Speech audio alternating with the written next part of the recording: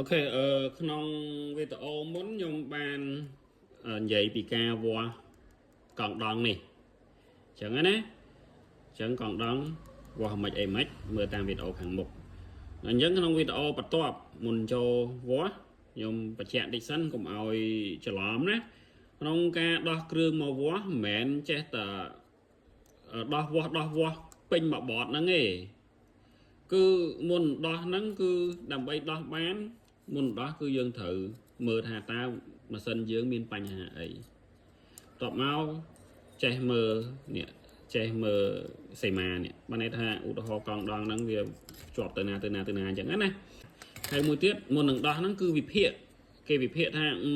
តើបញ្ហាដែលកើតឡើងហ្នឹងវាគួរតែកើតនៅលើ block filter ឬក៏ block break នេះឬក៏ block power IC ឬក៏ស្អីបន្តទៀតអញ្ចឹងទៅគេវិភាគសិនមិនមែនថាចាប់ដើមឡើងដោះគ្រឿងមកបតនឹងយកមកវាស់គ្រប់គ្រឿងទេគេវិភាគសិនហើយបានគេដោះមកវាស់ហើយវិភាគហ្នឹងវាមិនមែនត្រូវ 100% ទេជួនកាលទៅវិភាគថា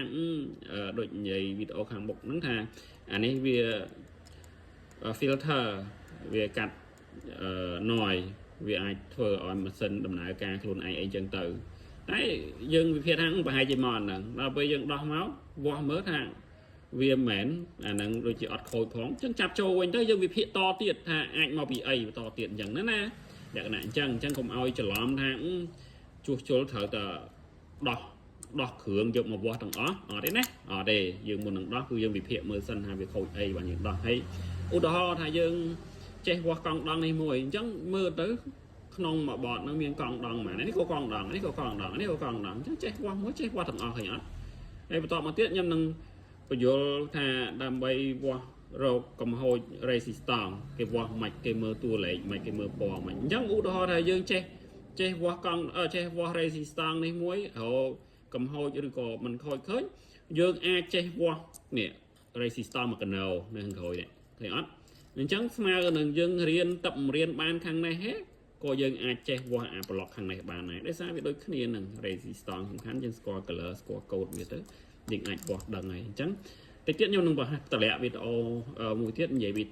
ធ្វើម៉េចដើម្បីវាស់វាស់ resistance ហ្នឹងដើម្បីដឹងថា resistance ហ្នឹងល្អឬ resistance ហ្នឹងខូចអូខេជួបគ្នានៅវីដេអូបន្ទាប់